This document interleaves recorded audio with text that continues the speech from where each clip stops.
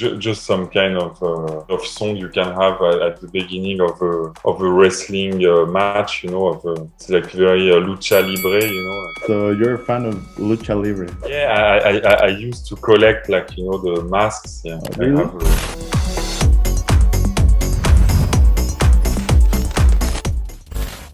Hi Gaspard, how are you? Good, thank you. What's going on?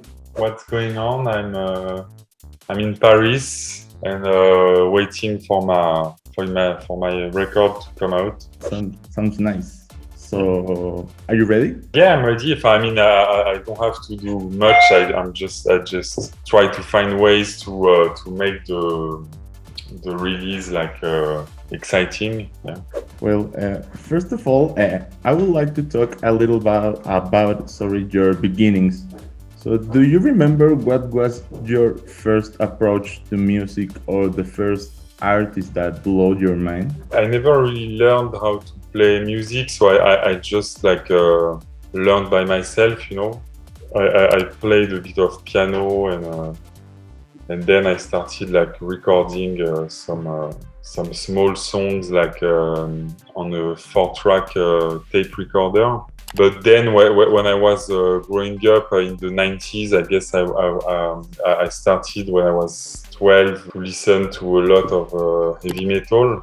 And then in the 90s, I started to listen like every kid, in the 90s to Nirvana and all the grunge bands. And after that, I just discovered all the rest, on the musical spectrum, from jazz to drum and bass to big beat, all the genres that were really big in the 90s. And then I went on to listen to Warp, Warp Records. And then I guess I kind of stopped listening to electronic music. I guess I was more into movie soundtracks and library music. So yeah, I guess and the more it goes, the less I listen to pop music. I really enjoy instrumental music more because it's more like stimulating, for my imagination. Talking about these early years,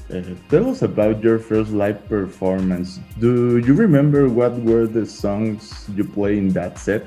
But I guess because before we were playing in a rock band with Xavier, and so we were just the backing band. We didn't write anything, and I was playing drums, and Xavier was playing bass, and the singer and songwriter was a friend of us, Antoine. That later had a band called Jamaica. So it was way before Jamaica was born. And then I guess when we first DJ'd, we didn't really know what to play, so it was a mix of Beastie Boys, Rage Against the Machine, probably some Zoot Man and stuff like this, the Buggles, and so yeah, it was mostly electropop and rock. It's been a long time since you released new music, and knowing your work come back with this project was very exciting. It's not the first time you release songs beyond Justice, but for how long did you plan this solo project? I didn't really plan it. It was more that after many years, I had so many demos and ideas that I felt were good enough to be finished. So then I just made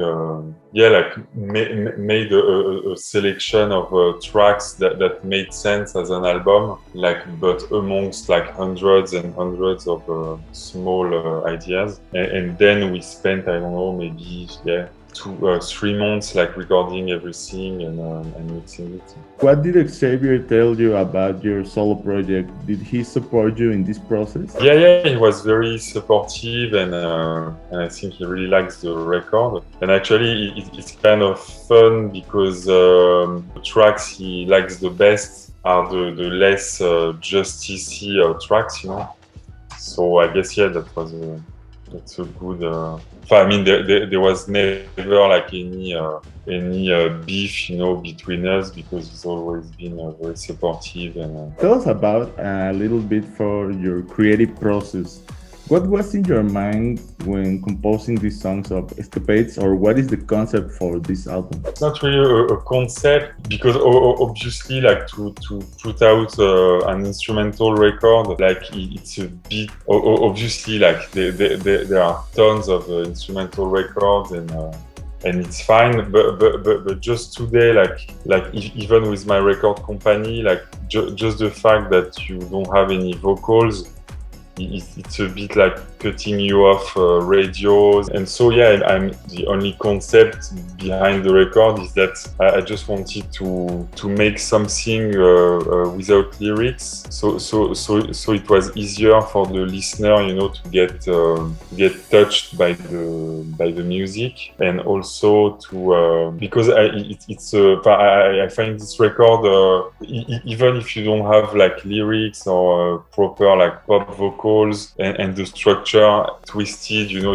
it's not like, okay, you have like verse, pre-chorus, chorus. But to me, it's very accessible in the sense that it provides like very universal emotions. To me, Force Majeure is the cinematic song that we could easily listen to in a science fiction movie.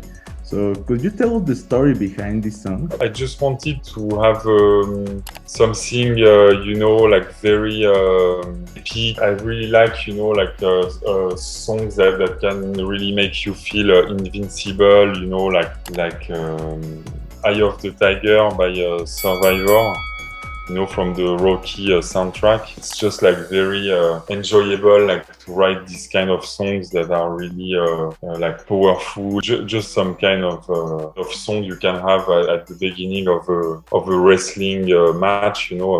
It's like very lucha libre, you know. Like. So you're a fan of lucha libre? Yeah, I used to collect, like, you know, the masks. Yeah, oh, really? I have some of them. Yeah. Awesome.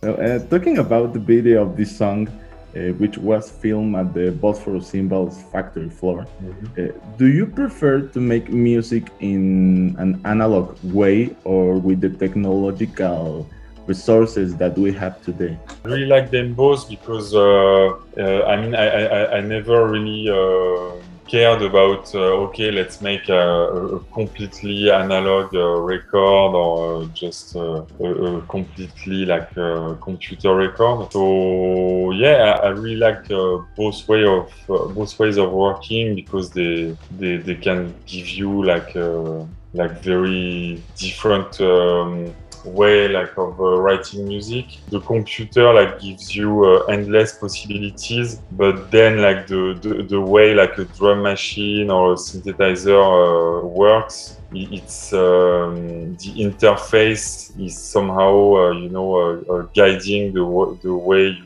write and the way things are gonna sound. And so yeah, I don't have a preferred way of working, and I just like both tools. You have been in the music industry for a long time. You have seen many changes in genres and trends, but do you still think the same about electronic music as when you started? What do you think about what is being done nowadays with this genre? To be honest, I barely listen to electronic music, so I don't really know what's happening, you know. I guess, yeah, it's because like electronic music, it's such a vast spectrum of different artists, you know. Like you have Aphex Twin is making electronic music, and David Guetta is making electronic music, and obviously it's not the same. But I guess they are just serving different purposes, you know. So maybe like David Guetta music is a bit more functional, you know. It's here like to make people dance and happy, and I guess he does a great job at this. But to be honest, I don't really listen to electronic music. I had the chance to see you with Justice at Vive Latino Festival in 2017. And I can say it was one of the best shows of my life, really. Ah, cool, thank you.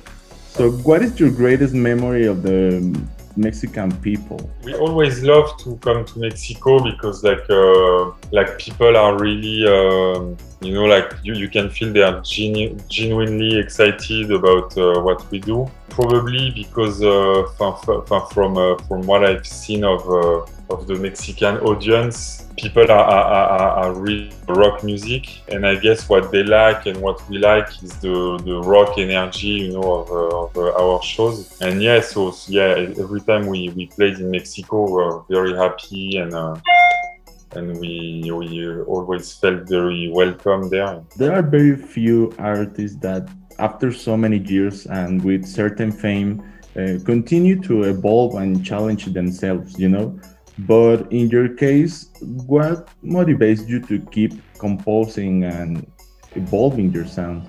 But I guess the main drive is just to still be excited to make music after like 20 years, and I guess the main drive is to surprise yourself, and to try not to get stuck in your comfort zone, and also like collaborating with other people is definitely a good way to do this. And even with Justice, like it's something we are like really aware of, like just to be able to renew ourselves and to propose something different, like to people, but also like just to keep us excited, while we're doing the record. So yeah, it's mostly.